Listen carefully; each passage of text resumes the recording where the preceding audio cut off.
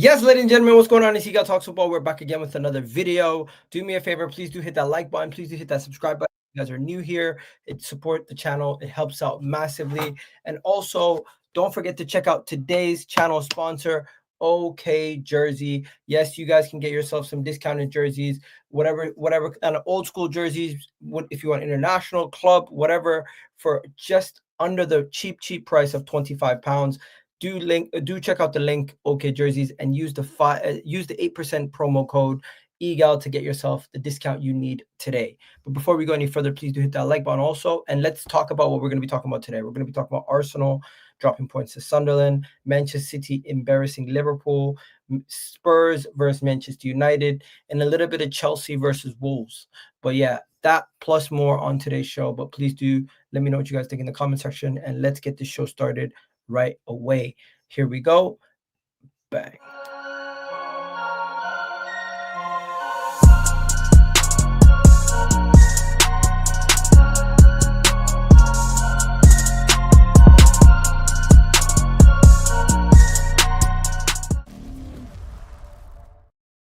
Yes. So guys, Manchester City are a problem. We're gonna have to talk about all of that. Plus, Manchester United did play against Tottenham and throw away a lead, and then Tottenham then threw away their lead, and it was just a back and forth of who would throw away the lead more. But yeah, we're gonna get into all of that right now as the panelists join us as we speak. We got Ram joining us, we got Vader joining us, Ahmed's gonna be joining us very soon. Where's Ahmed at? Let me get Ahmed. Ahmed's joining us in a second. Jay's going to be joining us in a second. We're gonna be bringing them all on. But before we go any further, we got Ram in the house, guys. You don't know how difficult it is to get a Man United fan and a Liverpool fan on a stream together right now. I don't think I could not find one Man United fan that could join us. But big up Ram for making it. I know he probably doesn't want to talk about Liverpool going into the international break off the back of all those poor performances. We got Vader joining us also. I don't know if Vader's doing something else, but he's going to be joining us in a second whenever he's ready. But yeah, man, how you feeling, man? Not bad. You know what? One thing I will say, you guys were right about Sunderland and Arsenal potentially dropping points in that game, because I didn't see it coming, but you guys seen something that we didn't see, I guess. Maybe it was Arsenal's attack or whatever it was, but the Sunderland game kind of caught me off guard. I did not think we were going to drop points to Sunderland. I was moving kind of cocky with the fact that I was saying let's concede shots on target before we concede goals. But yeah, it was a situation. There's a reason why. As in, like, you look at the teams that have normally done, once they've been promoted, they've normally stayed up and convincingly stayed up. They've always been a problem for the new teams. Brentford back in 21-22 took points out of a lot of the top teams. Nottingham Forest, to an extent, they did quite well. They took points off of like City and people like that. So it is what it is. Like, Sunderland are a good team. They were my favourites to be relatively safe in the Premier League, and they're beyond those expectations. Like, again, Huddersfield, people forget Huddersfield Town back in the day when they were first promoted. They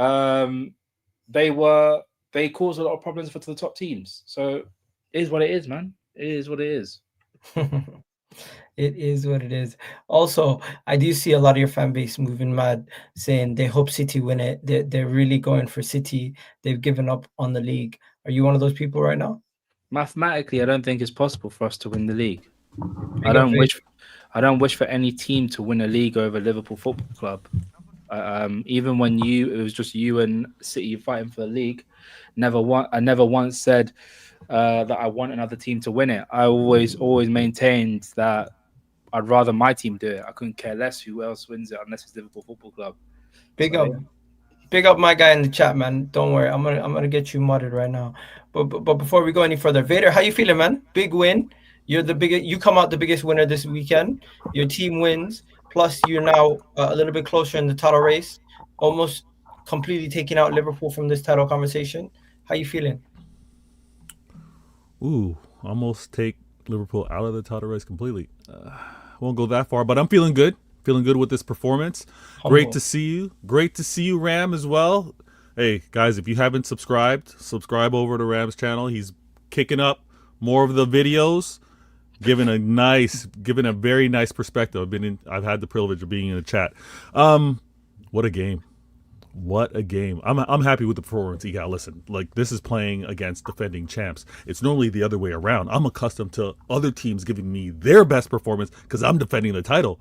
This was a little flip on the script, right? I'm going defending my house, but defending my house against the defending champs. Ooh, we did not disappoint. Every player played up to the level. We knew all eyes were on City. We knew all eyes were on this game.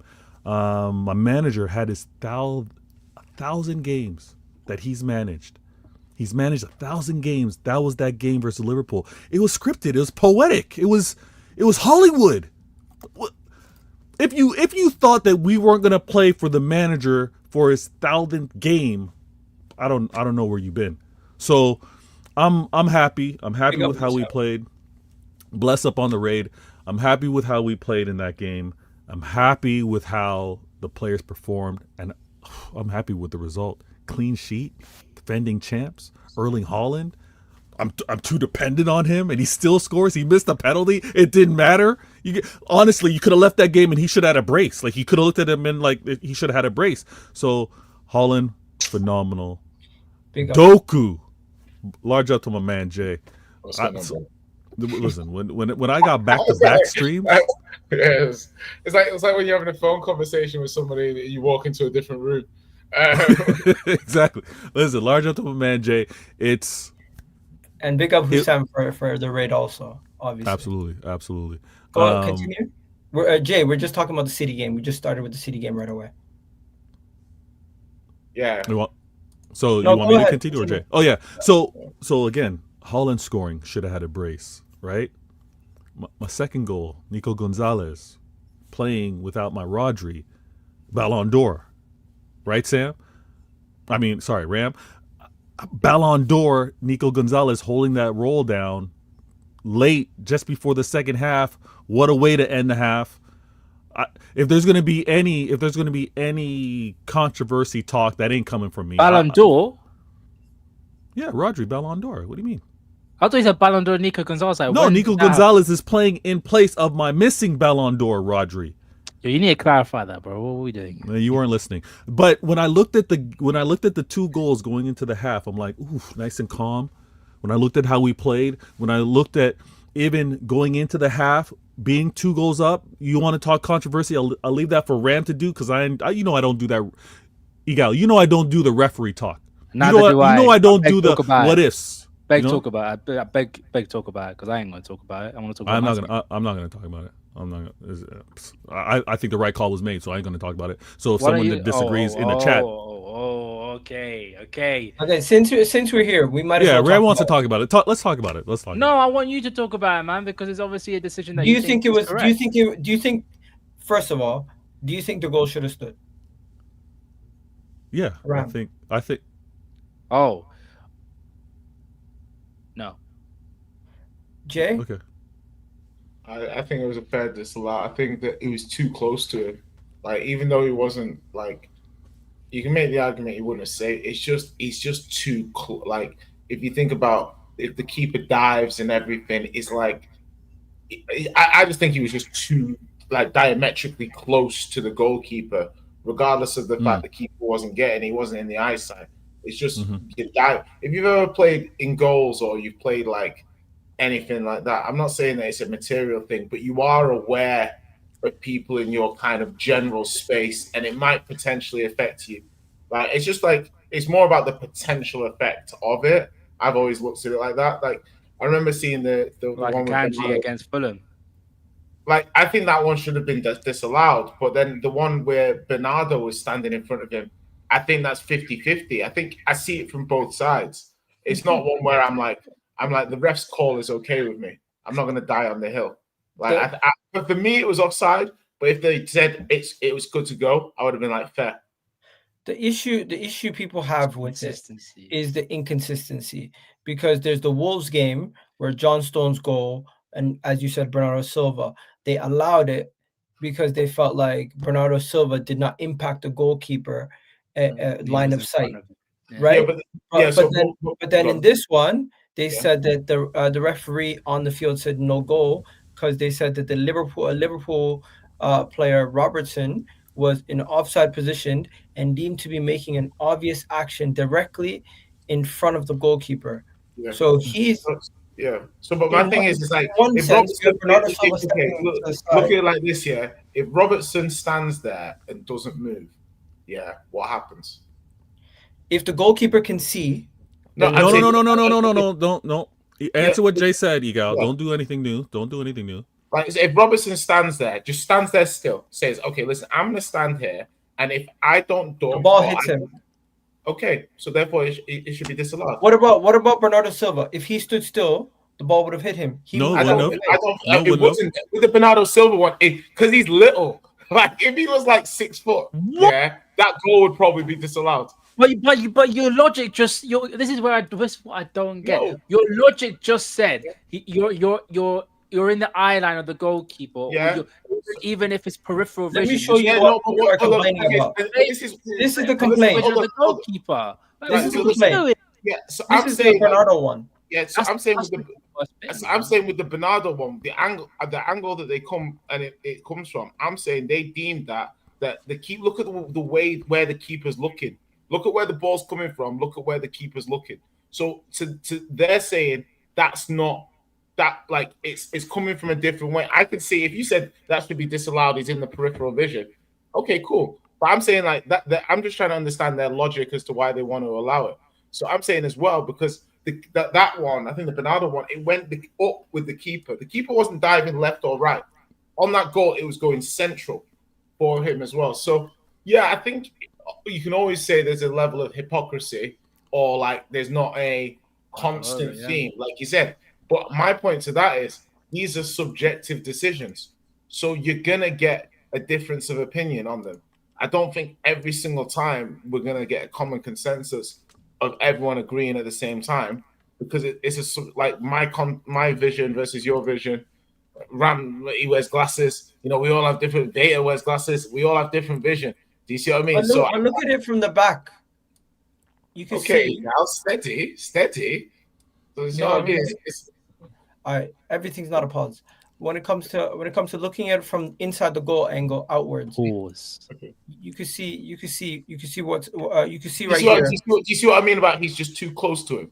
That's really close, and that's where the ball's going. Okay. Bro, I'm telling my take on this, they can't complain because they lost the game 3-0.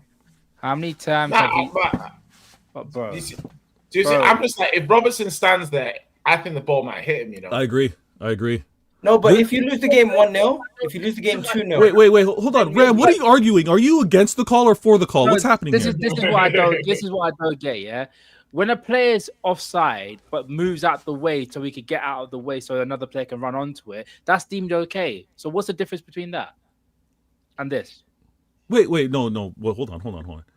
Before we started this whole thing, were you in agreement with the call or in disagreement? he's doing the thing where he doesn't want to talk about it.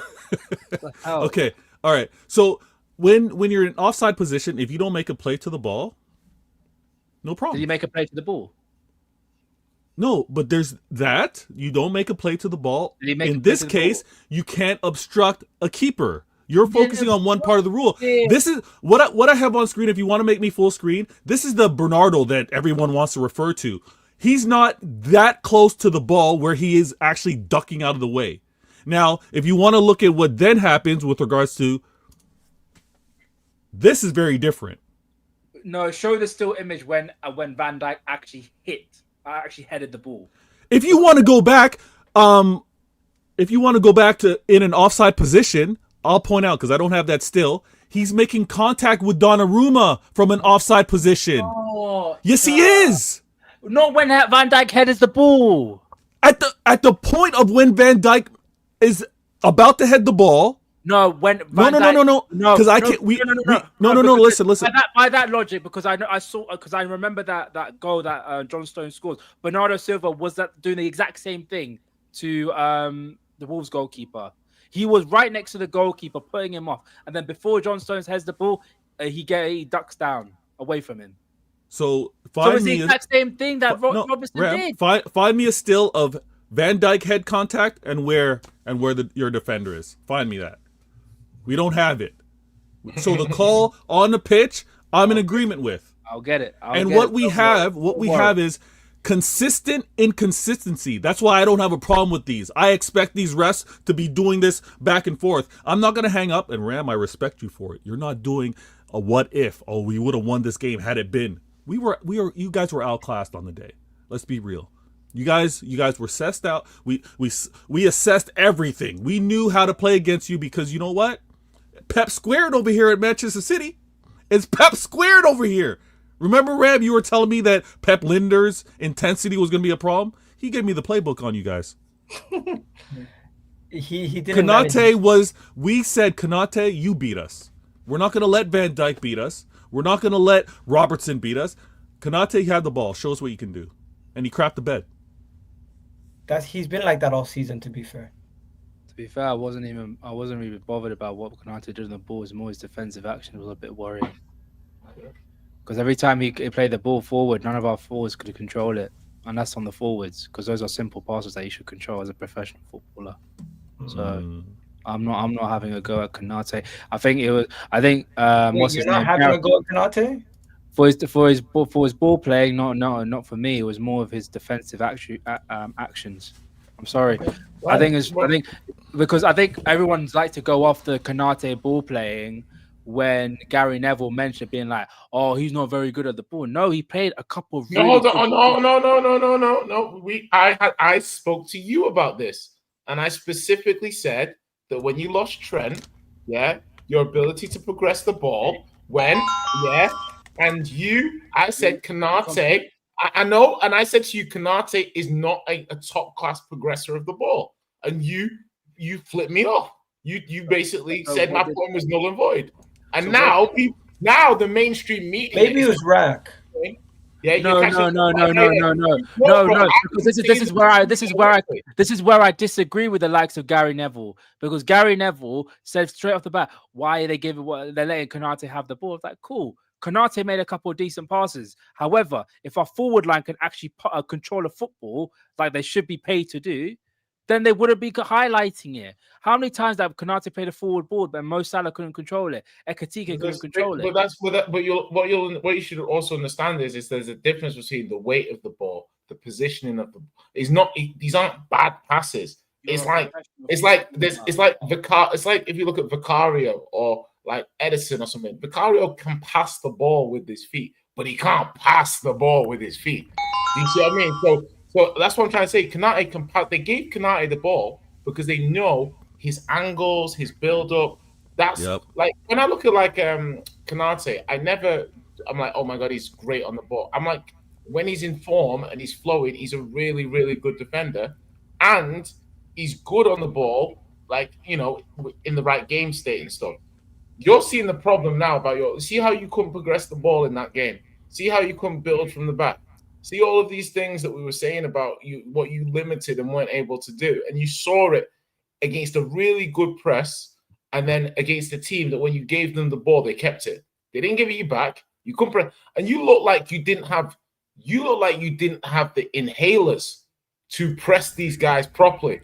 Yeah, like you didn't look like you could press these guys properly. Like in the second half, when you looked at when the game was done, or maybe when Gakpo came on, because Gakpo did play well when he came on, probably should have started. Why is Gakpo not starting? Playing a midfielder at left wing, huh? Like I'm just looking at it from the point of view of saying, Ram, you. Did you say he was slot out? I can't remember. He said he was slot out already. Wait, Vaya, because you know so much about what I've said. Did I say I was slot out? Because I want you to get the clip out right now. Get out right now, boy. He's been back in slot. I'll say this. One second. There is no clip. So I'll say this. Shout out to everyone in the chat that came over from Dan Potts' channel. And my guy said, Bumbleclot Eagle, You didn't know I have a channel? What's going on? Anyways, go ahead, Vader. I was just saying, listen, if you say We've all been in relationships. And if it's like, if this happens one more time, we're breaking up. You're ready to break up, Ram. You gave man 2 games to see whether he can turn. You're slot out. You're just waiting for it to happen. That's all. You're waiting for the bad result to happen so that you can comfortably say it's over. We gotta move on. We gotta break up. No. You know what it was like. So you know what? Let me rephrase it. Such a no, Egal. Let me respond to Veta. Let me respond to Veta. So I'm gonna use your same analogy then, Veta. Yeah. So if your girl goes and disrespects your mum and dad, and then you tell her, being like, "Why are you disrespecting my mum and dad?" And then all of a sudden she goes back and be like, "You know what I did was wrong," and then she goes up to them and apologizes to them. Then you'll be like, "Okay, you knew that you were wrong. You admitted your mistakes and you made amends." That's the exact same thing as me. Hold on. What a terrible analogy. Igal who himself has had some stinker analogies, but in the main isn't bad. That is honestly, as an analogy guy, one of the worst analogies in the history of analogies. Because I would be like, you disrespect my parents for what? Like, why did you? There's more questions before I just forgive them. Like, why did you disrespect? Are you off your medication? Like, what has gone wrong here? Okay, I'm just gonna ask: if your parents have been disrespected, another defeat 3-0 to a title rival is more disrespect. The fuck? Yes. So And also, if anything, it's like you've disrespected the parents, and as you're leaving, you're like, "And fuck off too." and you're telling the it's like you kicking the grandma's cane. Like, I don't know. Anyways, bringing it back to football. How is it? Arnie's. No. One second. Hang on. Because no. Egal, no. I'm not even running an agenda. Stop. No, stop. No. Let me say my bit. No, bro. I'm not gonna let you say your point, bro. Understand where I'm going, bro. No. I'm not sitting here. No, Egal. I'm not sitting here violating Liverpool. I'm simply saying Arnie Slot has Van Dijk, has Salah, has Gravenberch, has McAllister, has Kanate, has a big chunk of that team that won the league last year. Right now, I'm not looking at the individual players. I'm not sitting here running a Verts agenda or Isaac agenda. I'm just simply saying, you got the best out of these guys last year. You can win the title with them last season. For every single one of them to be having a poor season, you need to look at what you're doing wrong with your tactics and change it. And I do think that's again, you're doing the sweeping statement. Who's not underperforming? You're doing the sweeping statements again. Not everyone's. What sweeping statement? It's the truth. You said that literally every single player in our entire team has been playing poorly. Not every single player, but majority of the players that helped you with the title are underperforming. Jay, you gotta go. That's not what you said. That's not what you said. You just did the sweeping statement yet again, being like all of our players haven't been performing. Ram, can you answer this? Yeah, obviously your team. Yeah, I would say, how many of your team? Yeah, if you were to go through your 11, how many of your team would you say is top 4, top 5 in their position in the league coming into this season? How many of those players in your first 11 would you say are top 4, top 5? I'd argue that you would say at least 9 of your 11. Maybe 10 of your 11 coming into this season was top 5 in their position in the league. No, I'd probably say 8. Okay, so which of the 3? Connor Bradley, Gakpo. I think Gakpo's numbers are arguably making him a top 5. No, I'm not top 5. Not top 5. You can name 5 left wingers better than Gakpo. Yeah. Go on. For me personally. Oh, wait, no. When the guy opens for me, when he says for me, you're like, he's cooked. He's lying to us.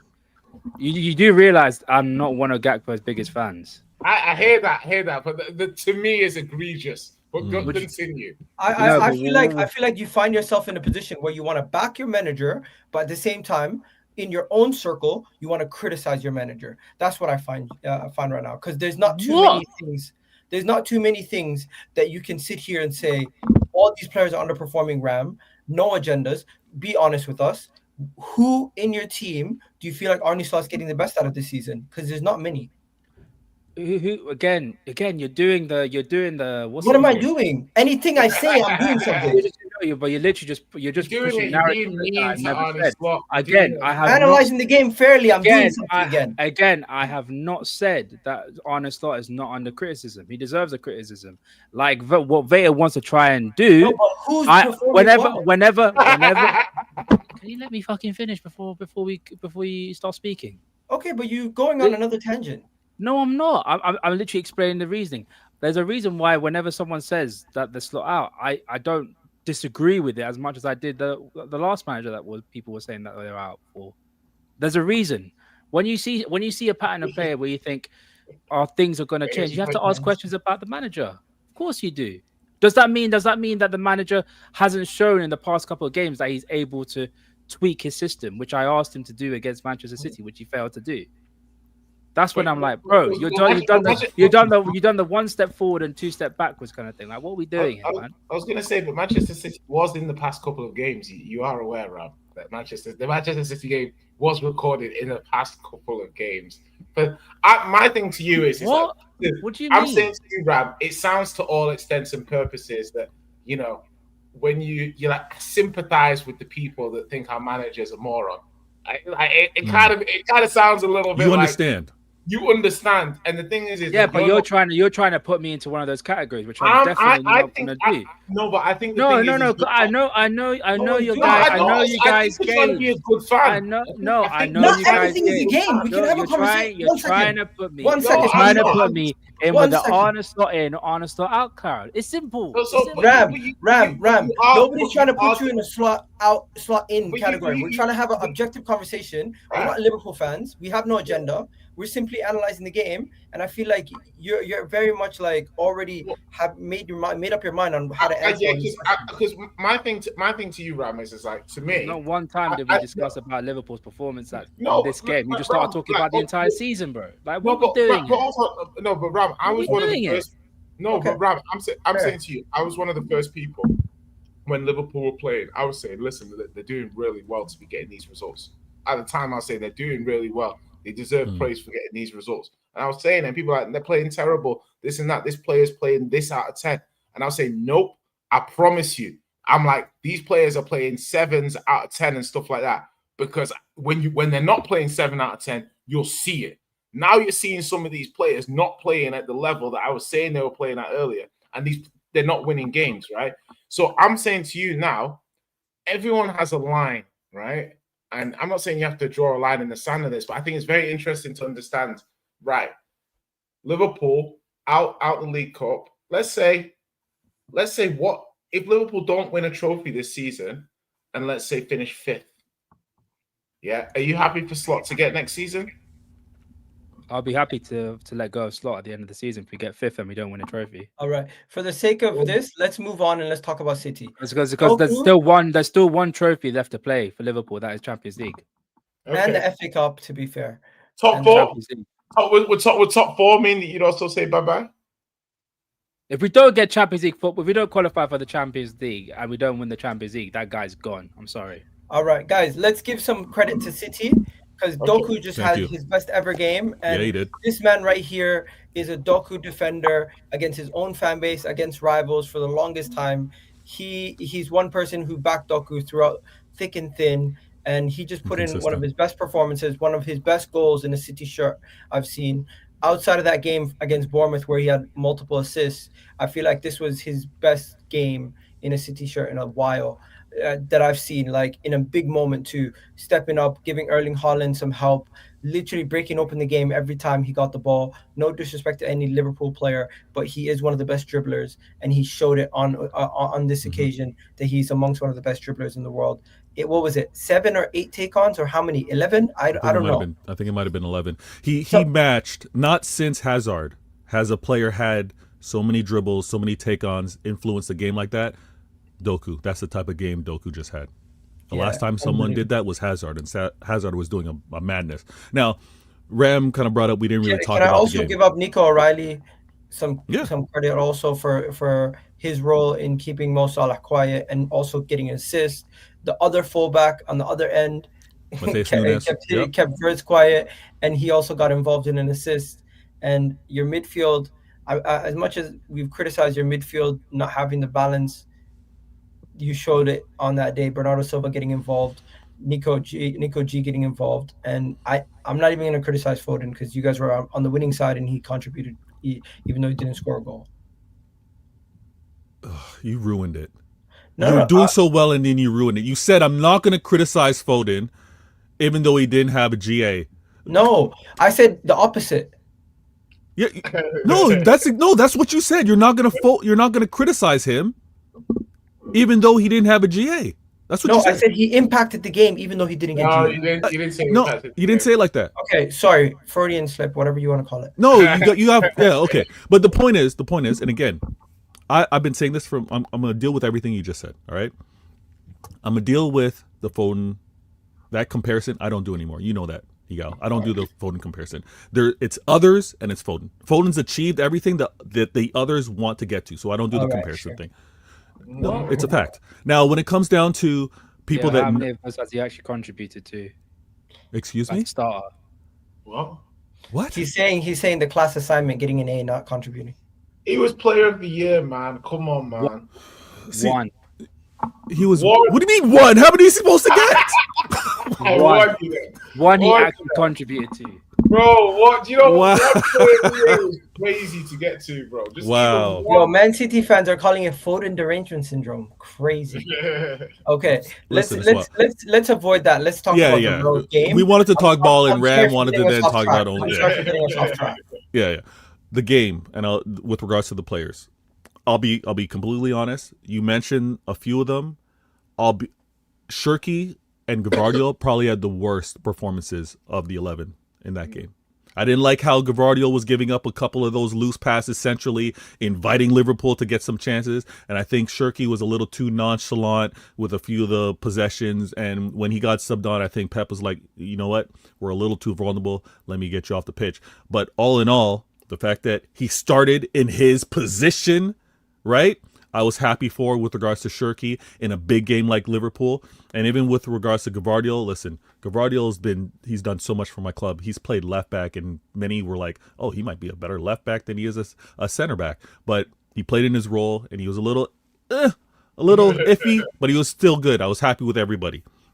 My academy players, O'Reilly, you mentioned. I got to be honest with you. That performance against the best right back that Liverpool tell me the best right wing that we've ever seen. The fact that O'Reilly did that, I'm really happy, and his future is bright. He's a midfielder playing left back. My manager doesn't need all the ingredients. He doesn't need all the tools. The myth about he always has to go out and buy the best players, he's making it work with an academy player at left back who's a midfielder. He's making it work with a right back who's a midfielder as well, Mateus Nunes, right? So he doesn't have to go out and get the best, right? He doesn't have to have a window like what Liverpool... Don't interrupt, Ram. You'll have your time. He doesn't have to have a window like Liverpool just did in terms of buying it, right?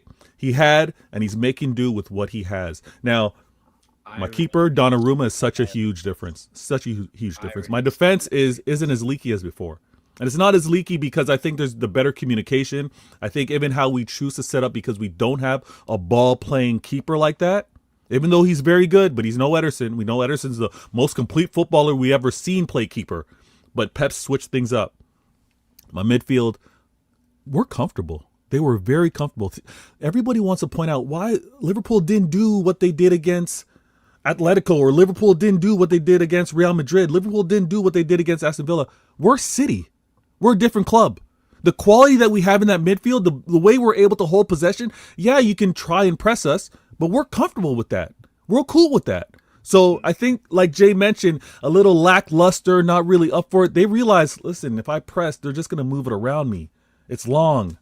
So I think how they set up, how Slot set up, we caught them off guard. And then in our attack, with regards to Holland and with regards to Doku, yeah, I'm a defender of Doku because I'm a grown man.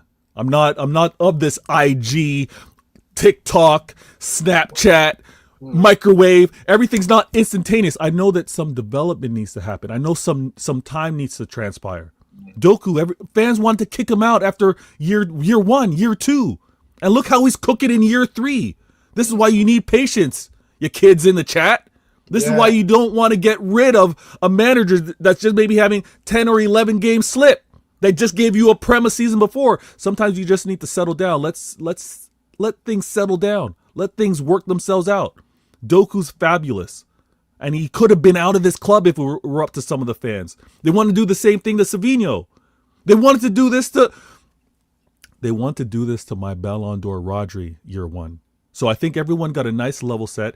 Also, with Mateus Nunes, he had some errors playing out of position right back, cost us a few games, but look how well he played. Look how well he played in that game. And that was against a record-signing Wirtz that he had this game against. Now, mind you, later on in the game, Wirtz was all over the pitch trying to have an impact. But with regards to where he started off at left wing, Mateus Nunes did his thing. Haaland. And he's finally getting pressure from the media. I have not seen that much pressure from the media. No, they're media darlings. They're not getting the right pressure that they should. The way they should be talking about Wirtz, they're not getting that. The way Liverpool should be talked about with how much they spent defending champs, they're not being talked about. You know who's getting pressure though? They changed the conversation. It went from Liverpool just lost 3-0. Well, forget about Liverpool. Arsenal now have to worry about City. City are coming. That's the conversation. Yeah. No. So Vader, I'm with you on that one. Let's talk about that. 4 points. Before we do, there's just one last point. One last thing, and then Jay. But Igal, I know we've had many shows. We've had the conversation you want to bring up, and it's not just you. I got to deal with this with Dayo, D-A-Y-O as well. The over-dependency, over-reliant on Haaland. When you have a goal scorer like this, you got to feed him. Yes, he's scoring goals. He's at 13 now. You still have to. He's going to be my goal scorer. He's been my goal scorer. I know other players will step up like Doku. Again, even with regards to Nico Gonzalez, but Haaland, score until you can't is my point. And we kept a clean sheet against the defending champs at home. It was a very good result. And I want to be honest with you. I think the goal was flattering. I think the 3-0 was actually flattering because you thought it should have been more. I think the way we were commanding that game. I think Doku, had he showed a little more composure, I think he slips one in. Haaland obviously could have had a brace had he scored that pen. Yeah, I think the score was flattering. Wow. Okay, let's get to the Arsenal game. But Vader, Jay had something. Yeah, obviously big win for City. Just a couple of points that I had observations about City, how they played and stuff. Doku, amazing game. I remember talking with Vader at the beginning of the season, and I was like, "This is a big season for him. He needs to show. He needs to deliver." I was like, "City, game changers," and I questioned the kind of like the recruitment. And Doku, that was just an outstanding winger performance. And I actually think one of the funny things was the first couple of dribbles, he was a bit lucky. There was a few ricochets off and things like that. Now, Bradley, instead of being like, I was unlucky there, let me stick to it, lost his head. Completely lost his head. Like, he didn't say, oh, you know what, that ricocheted off him. I kind of was in the right place. I was nearly there. He just lost it. And then it was just men against boys. You know what I mean? And Salah wasn't coming back enough. Salah needed to be coming back way more. Like, do you know what I mean? Like, in that game, I know that's not his job, but in that game, your right back is struggling. He needs some help. Do you know what I mean? This is like Salah didn't want that cooking though. That's what I'm saying. This is like in WWE. It's like if you're in WWE and your tag team partner, and it's like just 20 minutes of your tag team partner getting the shit beaten out of him, and you never put your hand out for the tag. Imagine if you're put your hand out for the tag. Like, he's short, crocodile arms. He had the short arms. Yeah. So, he didn't want any of it. And the thing, that's what I'm saying. Like, it's funny. I don't want to talk about Trent in this segment, but that's why when you're playing sometimes against a player like Trent, it would have been a lot worse. No, bro, because Trent is never really. It would have been. No, because the thing is, Trent, because of how Trent can pass the ball and progress the ball, he can never be a net negative. It's like Edison in goal. Yeah. You can't really be a net negative. How many times have we seen bro? I saw Lisandro Martinez turn Trent inside and out, and that was And how No, you're missing the so- point. No, okay, Ram, okay, you're missing the No, point. no, Okay, I'm not Ram, missing look the point. You are missing the point. You're You are. trying to do the Trent thing. Okay, No. take Okay, Bradley out, fine. put Take it'll Trent be the out. You've same got thing. Bradley, who's getting cooked just as much as Trent and offers nothing offensively. That's the Okay, point he's cool. trying to make. Offensively, you don't get when he said net negative. Man said net negative, bro. He can't. Like, that's what I'm Not saying. just acting as if Trent can defend. No, but that's the point, bro. When you have the quality that Trent has, you can never be a net negative because defenders atypically And can that get is such a lie Oh, because you last know- season we saw him as a net Ram- negative at times for Liverpool. so over last He was season still was your best ball last progression. season was Trent a net negative. Of course he wasn't. That's what he's never been a net negative because the point is that you can have your right back get cooked. Yeah, Curtis has been a Trent net can get negative. cooked. Trent, but Bradley's getting cooked anyway. That's my point. I'm saying Go but to the Trent- other side. Kirkes, when he I'm saying, plays. you can play Kirkes, yeah. Like Trent will still give you like stuff going forward. I'm saying you take Trent out, your right back still gets cooked, and you get nothing going forward. So would you rather have the right back that gives you something going forward if you're getting cooked either way? That's why you And is can't. be in that Frimpong negative. okay? Is he injured? I'm just asking. Honestly, I don't know. But yeah, so just to finish off, You could have dealt with on, Doku. on Pace and pace. They're both quick. no, No, the but only thing I Frimpong's need not later, the guy to the only thing defend. I need to see, If yeah, you have is I need- recovery pace, a gal, you can do well against anybody. There's recovery pace and then positioning awareness. I don't think he has If you have, positional awareness. how many times have we saw Aaron Wan-Bissaka go? He was not positionally a very good right back, but he had the recovery. Aaron pace. Wan-Bissaka is a defensive specialist compared to Frimpong. That's why he plays for West Ham now, isn't That's it? a defensive. Do you know what I mean? He is a That's why I don't specialist. bring Man United. When he had his injuries, now look at him. No, Defensive the specialist, the issue at Wan-Bissaka Very at good Manchester specialist. United was he wasn't good enough attacking wise. He wasn't. And He didn't have the total package. No, Gal, positioning as a right back, he wasn't as good as well. He did recover. His recovery was incredible. No one could ever chat to Wan-Bissaka when it came to recovery. But the one thing it was when he was up against a tricky winger like Heung-min Son's when he was at his peak, like Sadio Mane when he was at his peak, he used to struggle a lot. That's how it was because his recovery pace couldn't get him through those games. I think he's more of a wing back, and based on his performances for That's not my point, Egal. That's not my point, Egal. If you have recovery pace like he does, I think only Anthony Elanga beats him in terms of pace in the league. Wow, it helped. I never thought I'd hear Wan-Bissaka and Elanga prop. Like this is. I don't know. When did I ever say? When did I prop those players? When did Just now. Once again, I literally just said the only thing that Wan-Bissaka had, which was incredible, was his recovery. Which is prop. That I personally, at the same time, I said his defensive awareness. I could tell. Positioning. I could tell this is not the stream to be having an objective discussion about this. Let's move on. And finally, good hosting. Finally, City. You're just twisting everything I say, bro. Finally, Arsenal dropped points against Sunderland, and immediately everyone moves over to the Liverpool game. Says whoever wins that game is in prime position. I just want to state, going into the international break. Yeah. Last international break, City were 3 points behind us. Going into this international break, they're 4 points behind us. Really and truly, it is almost similar position. The difference is Liverpool are no longer 1 point ahead. 1 point ahead of us. Liverpool are not 1 point behind us anymore. Now Liverpool are 8 points behind us.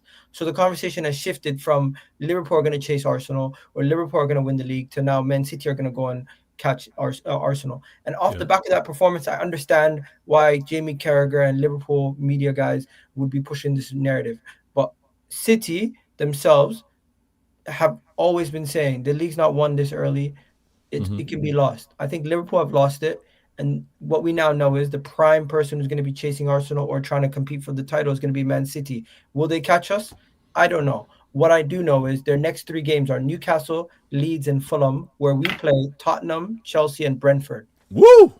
It is very much a this could be a moment where Manchester City find themselves a prime opportunity to try to catch up and overtake Arsenal in this league campaign. And I'm just going to show you guys the fixtures. Let me know what you guys think.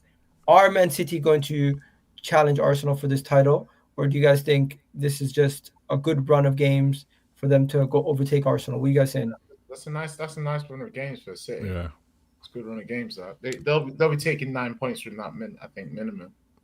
So I would hope so. I think obviously the two games that are challenging coming out of international break, despite Newcastle in a poor form, some injuries, that's an away game. So that's a tough one. Yeah. And then we can't disrespect the quality of Sunderland, right?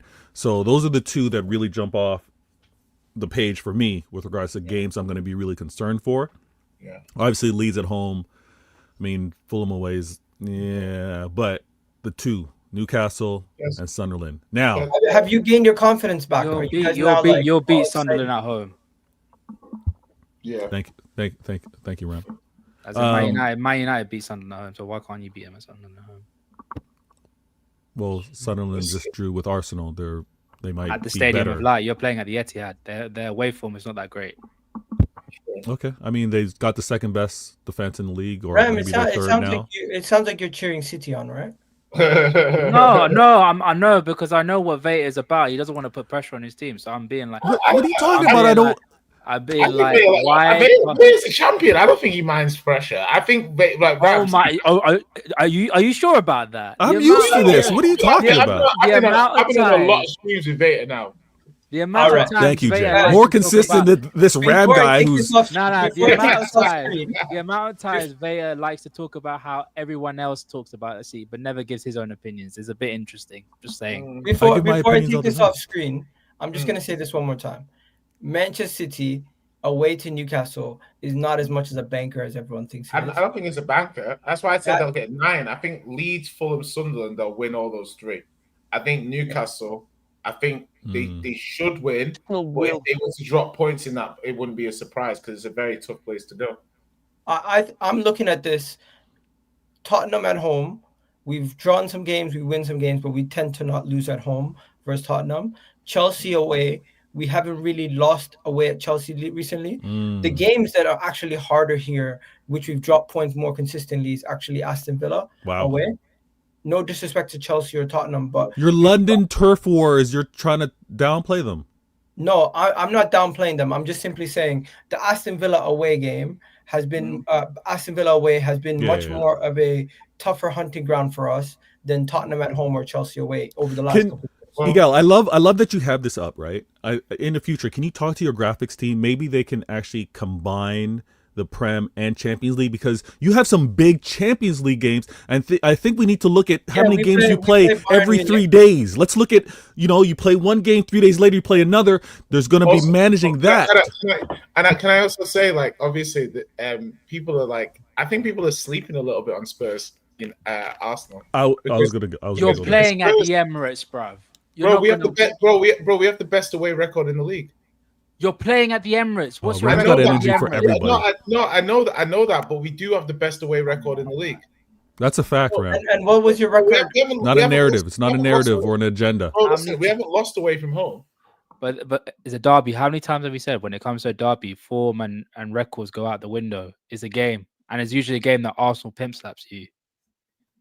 Yeah, I understand that, but what I'm trying to say is... One second. You did play Newcastle away in the cup and lost 2-0. Yeah, we haven't lost away in the league. We've got the best away record in the league. Who have you played in the league? Besides Man City? Besides the team we couldn't beat at home, who have you played? Because you tend to beat them. Right? So like Chelsea tends to beat you, Man City. So we've been to City, we've been to Brighton, we've been to Leeds, we've been to West Ham, we've been to... What else have we been to? One more as well. But yeah, I think we've got like... I don't think you've faced a team of the caliber of Arsenal away from home yet.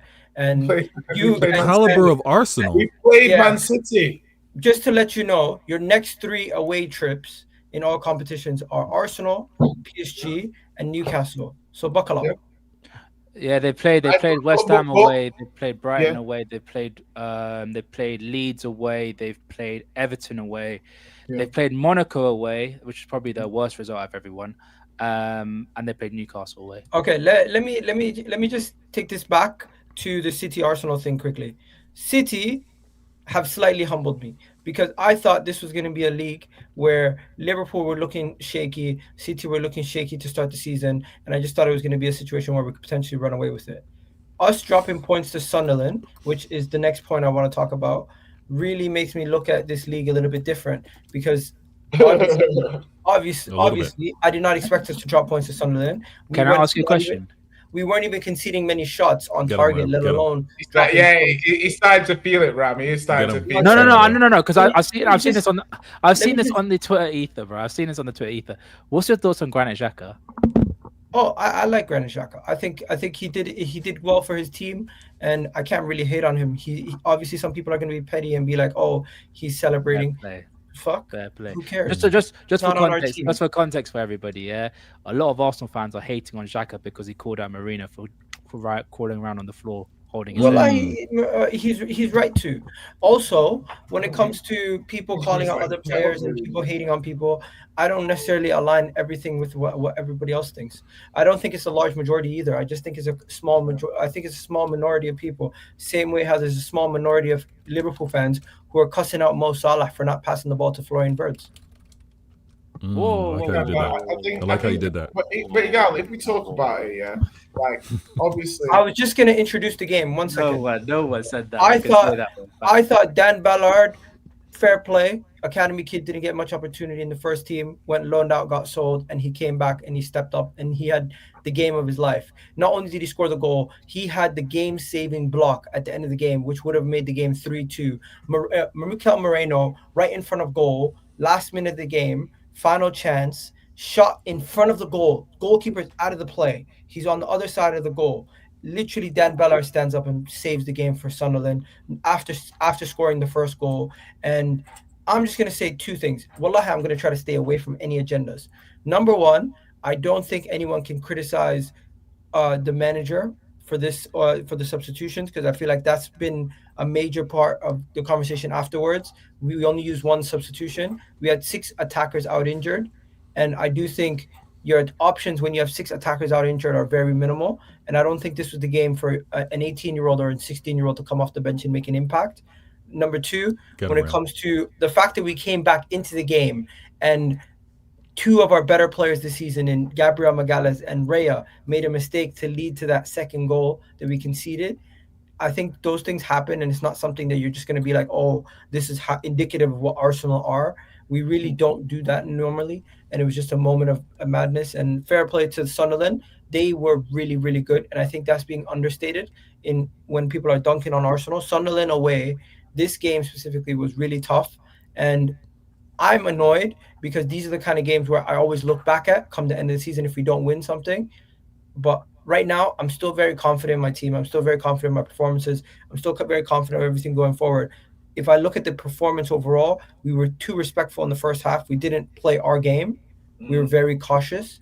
And in the second half, when we did, we gained control back of the game. But then later on, we played defensive to try to seize out the game. One of the better defensive teams in Europe. You expect us to see it out 2-1 up. But fair play to Sunderland. They gave us a tougher time than anybody else so far this season. No disrespect to anybody who we've lost to or beat, but they were on us at the end of the game. And I didn't feel the same way going up against anybody this season compared to Sunderland in that final minutes. We were playing defensive. We had an extra defender on the pitch, and they still were better than us at getting the ball into the final third. It was ridiculous. I wouldn't go that far. Go on, Ram, sorry. And I was going to say the one criticism I would have of Sunderland is playing stupid football at times when you have got a guy like Isidore up top and you're playing out from the back. I'm like, bro, you got a target man up there. Just launch it long. But sending the ball for a man to scrap with Timber, Saliba, and Gabriel. That's peak for man. No, Jay. We can't. Isadore's is a proper old school target. Yeah, no, he's like I hear what you're saying, like, but I feel like in that game, you know what I'm saying. Like they tried to play it in different states. They actually played it a bit more tactical than you might think Sunderland might go about it. Do you know what I mean? So you're right. They could have probably pumped it up to him a little bit, but I think tactically they were saying, okay, we might turn that over. We don't want to be defending all the time. We don't want the ball to be constantly coming back.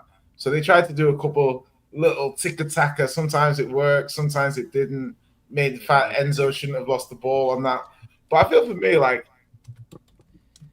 I think, Igal, you're going to romanticize Sunderland now because they took a point off you. Yeah, they've been impressive so far this season, but come the start of the season, you would not put Sunderland away in your top 12, 13 most difficult away games this season. You probably I did. will. I did. So, do you know what I mean? So I'm like, I'll go in Stadium of Light, sure, but I'm saying like, all the other places you've got to go, like going to a Palace away, Tottenham away, Chelsea away. To be fair, I would have had Burnley and Sunderland in my top 10. In your top 10 difficult away games? I think no. You're a liar. No, JJ. Everyone that was doing Premier League predictions, everyone said going to the Stadium of Light this season is going to be hard. Listen, I'm not gonna lie. Yeah, if at the beginning of the season you were like going to the Stadium of Light, it's gonna be hard, I'd have laughed at you. Obviously, with the benefit of hindsight, cool. But I would have laughed at the team that came up through promotion, the playoffs. Like that's gonna be a fortress. I'm gonna shit myself. Nah, I hear what you're saying. Come on, man. They've done. No, I'm not doing. Bro, they've done good recruitment. They're playing well. Yeah, credit to them. But that shouldn't change the fact that that's now a game that when you're calculating, we're gonna win games. You put down a win against Liverpool. No. Wait, wow. Because we had this discussion before we went live, right? Brentford were the exact same thing a couple of seasons ago. They took points off of Arsenal at home. They took points off of us at home. I think they took points off of City as well at home as well. So that was a team that was recently promoted, but everyone knew they're going to be a problem for everybody. It's only the last couple of seasons where everyone saw the promoted teams and be like, you know what, those promoted teams aren't really that quality. Like you should be getting 6 points from them. But the season before that, when you had the likes of Forest who just came up from the Premier League, everyone's like, oh god, City ground against the big teams, they're gonna be rockers. So I think Sunderland, everyone was a bit like, oh no. They're going to the Stadium like I wouldn't say we were scared, but I was like, they're going to be a big problem. Bro, Sunderland, I can't lie. Sunderland is 100%. Go do your job and go away with 3 points. It's good. Get it done. Sunderland is not like Palace. Palace away is this is going to be a tough afternoon. Sunderland's go there, do your job, and you'll get 3 points. If you're a top team and you go Sunderland and don't get 3 points, you've done something wrong. Like you've not. I agree. You've messed up. Yeah, that's true. I agree. We need to win these kind of games. We had a 2-1 lead. We threw it away in the final minutes. I'm not complaining. These guys have to fix up, and we need to make sure we don't make these mistakes again. Learn from it. We kick on. But positive for me, versus Tottenham, the Avengers are back. Odegaard's back. Bro, why are you calling these players the event? That is cheeky. Honestly, the Avengers. I might actually avenging what? I might email Marvel. Okay, my players have achieved. Let me rephrase it. No. My attackers are back. My attackers are back. You got Gyökeres, you got Mikel, you got Gyökeres, you got Martin. Call them the defenders, not the Avengers. Like guys, the Avengers had to. The Avengers before they became the Avengers had achieved stuff. Like Thor defeated Loki, Iron Man defeated what was it, Sentinel and Whiplash. Captain America beat the Red Skull. What have these guys achieved? They haven't achieved anything. Bro, you gave one of the worst analogies in football history, and you're talking about Avengers. No, I'm just calling your stupid Avengers thing. All right. I'm happy my attackers are coming back. Martin Odegaard is supposed to be one of our best players. The boys are back. We got Odegaard. We got Gyökeres. We got Havertz, Jesus, Martinelli, and Madueke all coming back for Tottenham at home. So that is going to be a lot of firepower, either on the bench or starting. And I'm very excited about the possibility of having all those players back, because then we will basically have more of our squad depth able to help us versus these games versus Tottenham, Chelsea, Bayern. And I'm looking at that and I'm saying that's crucial, because we all know when you look over to the bench and you see a 16-year-old, 18-year-old compared to seeing seasoned pros that have been playing for your team for a couple of years now, it's a big difference. But yeah, that is my optimism going into the next phase of games. Can I challenge your optimism for a second, please? Go ahead, please.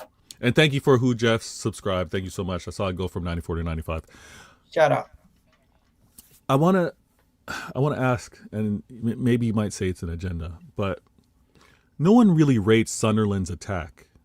Are you having any doubts, any concerns, the fact that they were able to score 2 against this fortress of a defense?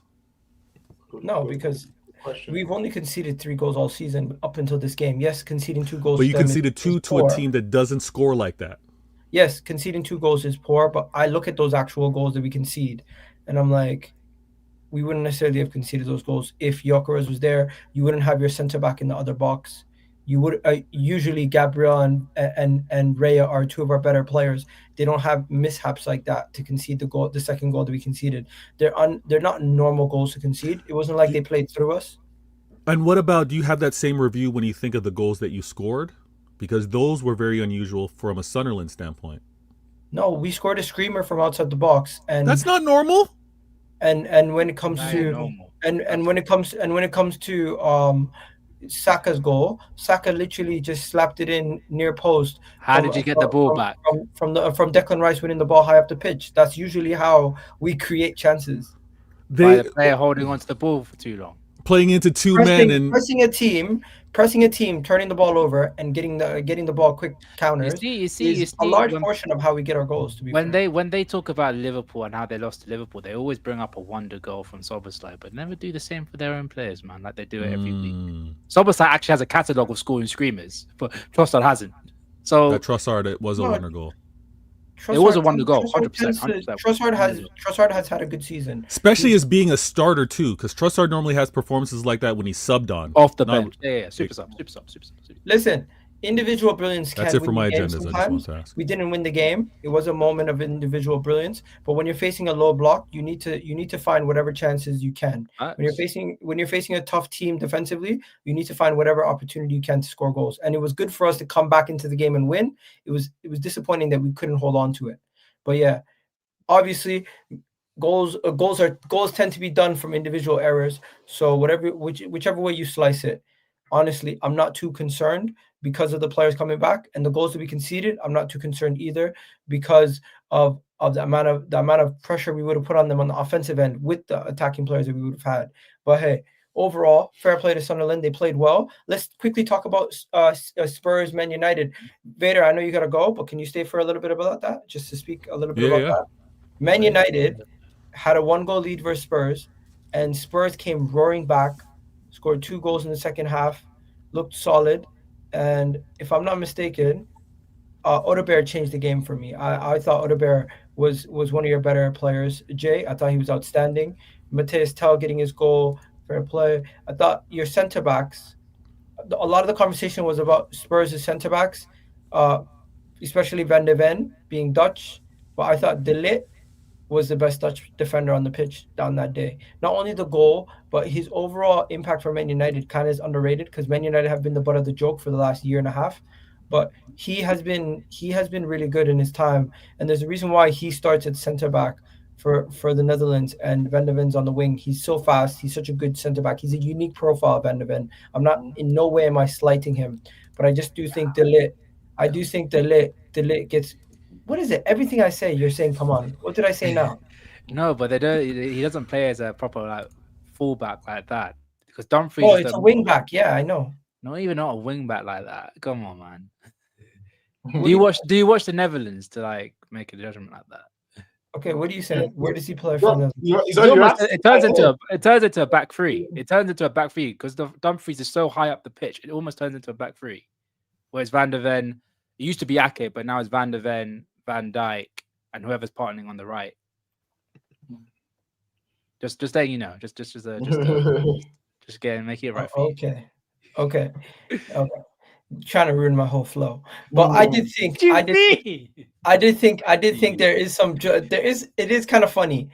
But whenever we look at Richarlison taking off his shirt, doing the thing, at this point it's a curse. Liverpool, he did it away, and then he does it this time. Jay, how does it feel?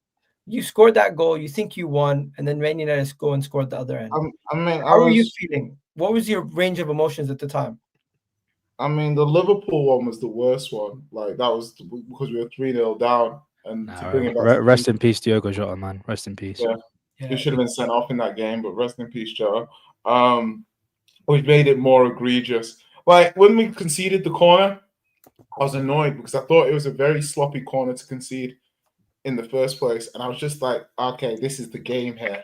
But I wasn't super confident because when you make changes like that, and we had like a lot of random players on the pitch, but like different. So it's like there was no Romero, there was no Porro, like I think there's no Paulinho. So immediately I was a bit like, ooh, from like I was always like, players, do they know where everyone's meant to be? I'd seen Robert Johnson fighting Paulinho earlier, and I was like, this is not Paulinho, Delit. And I was like, okay, this isn't easy. You know what I mean? He's struggling here a little bit. He got booked, if you remember, early on in the first half for wrestling with him at a corner. So he was on a booking anyway. Great ball by Bruno. Great ball. Like people will be like, should the keeper have come or not? You know, I think like when you put it into that corridor when the keeper doesn't know, like it's gone all the way to the back post. Players have got under it. Think could Vicario have done more, but you know it's point blank header from 2 yards out. Do you know what I mean? If you save it, that's an advantage. So yeah, I'm really disappointed that we basically did all that work to get back in front and then threw it away. But it was, you know, it's United are in good form. We're missing a lot of players. Like if you look at the team that took the pitch in that game, you know, no Kudus, no Kulu, no Matters, no Solanke. Jay, you beat me to it. I was about to ask you the same. Hey, Igal rattled off a list of players coming back, why he has confidence after the international break, and why he's feeling comfortable about the London derbies that he's going to have. These injuries, are any of them expected back after the international break? I'm not. Kudus might. Kulu. Yeah, Kudus didn't play this game, remember? No, Kulusevski. I know, but Kudus didn't play this game. Oh yeah, I know that. Yeah, so I'm saying Kudus will be back, but I'm saying like people are just pushing that in the carpet. Obviously, he's been probably our most impressive attacker this season. So Kudus will be back. That's it. We've lost Muani now as well. So basically, only got I think it's only Richarlison and Tell now. So Solanke's still a little bit off. But no, I think that's the one thing I'll give Frank credit. He's never moaned about the injuries. It's like he's just got on with it to a point where we've like kind of downplayed it. You know, we're 5th in the league, unbeaten in the Champions League. Not bad, not a bad start. And I think, like I said, I'm not saying we'll definitely get anything from Arsenal, but we do have the best away record in the league, and people can be like, "Well, who have you played?" And I'm like, well, "It doesn't matter. We've got the best. It doesn't matter who we played. No one's been able to beat us yet." so I mean, like, let's see if you get. So that's what I'm saying. It's like you can be like, "Oh yeah, we're Arsenal." It's like, but it's still, it's a nice. I think it's a nice setup. It's like. Yeah.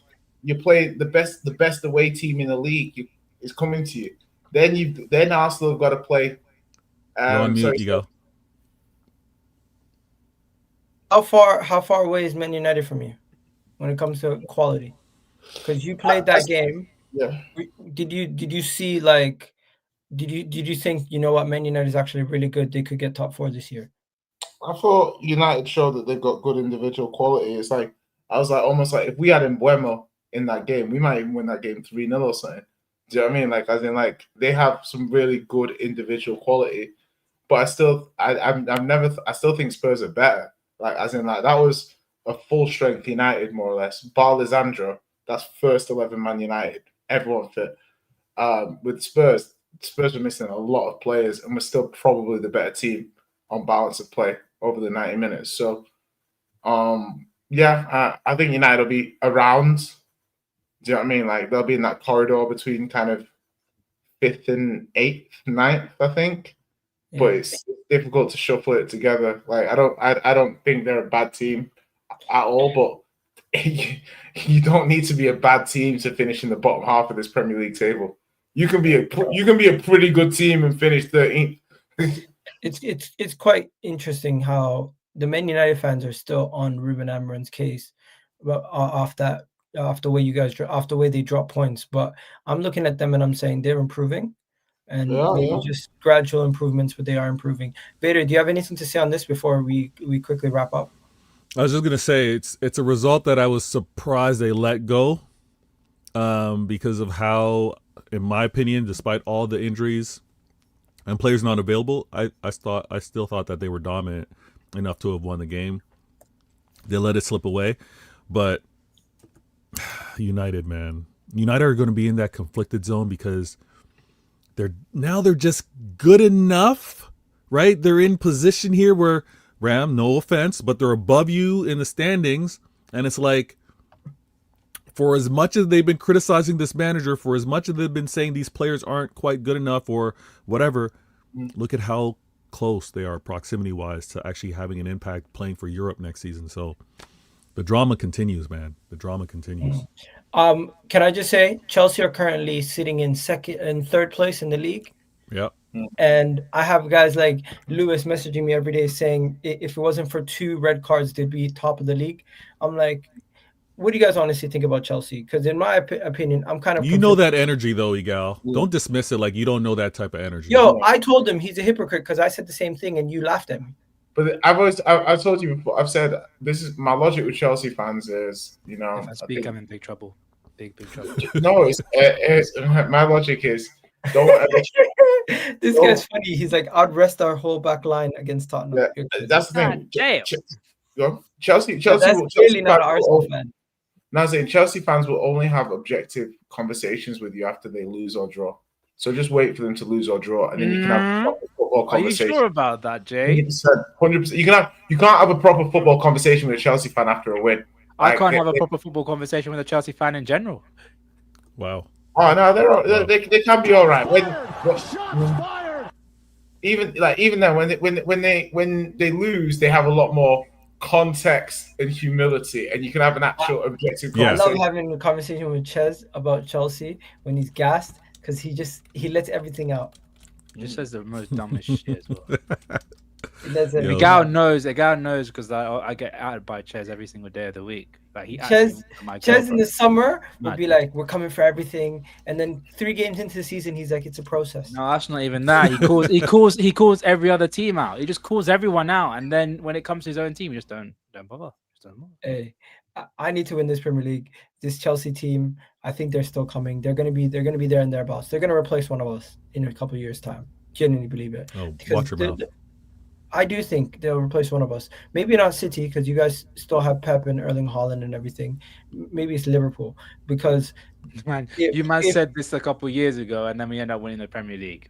No, but look at but this manager might leave, Ram, and then you're in the market for another manager. It might be Chelsea taking that spot while you regroup.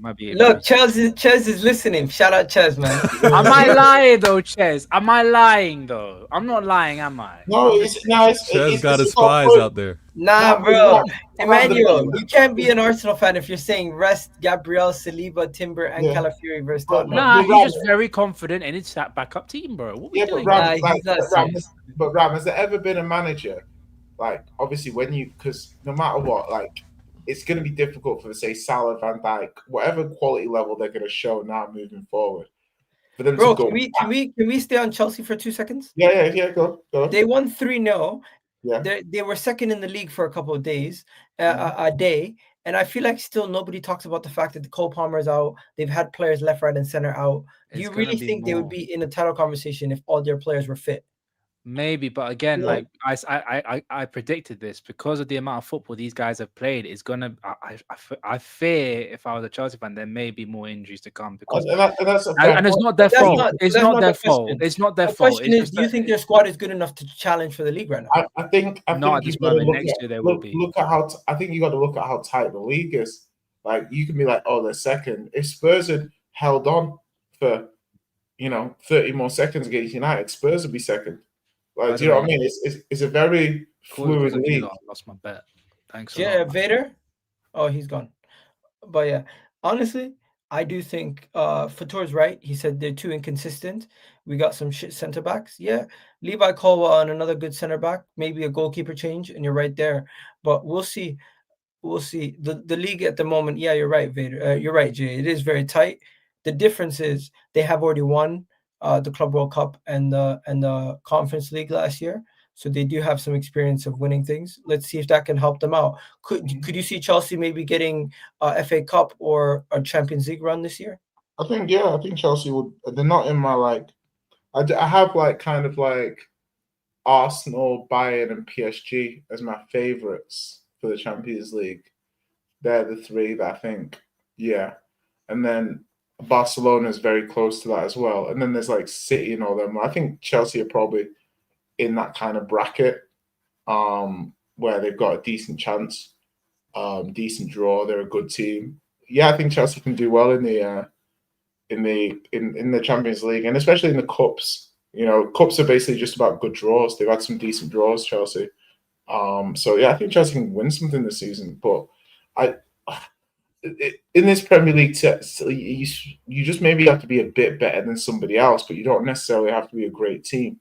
So to Chelsea fit that category while they wait for some players like Palmer to get back, you can make the argument that they do. Do you know what I mean? Like, better than other teams, but maybe not a fantastic team. Just, you know, a good team that's better than the teams below them, even if it's just by a little bit. Fairs.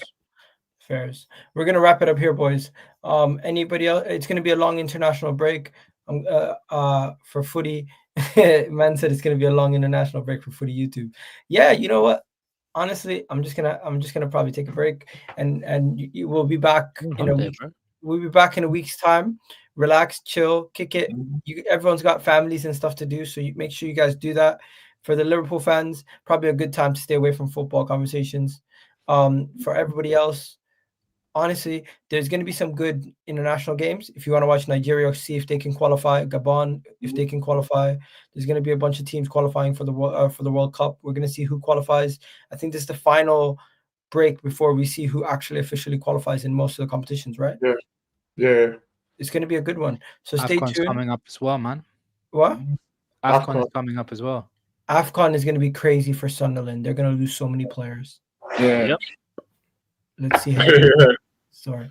Anyways, we're out of here, people. Catch you guys in the next one. Love for the love, as always. And we're going to send you over to another channel. But yeah, Jay, Bader, Ram, really do appreciate it. Everybody who's been watching, really do appreciate it. Please do check out the channel sponsor, OK Jersey. The link is in the description.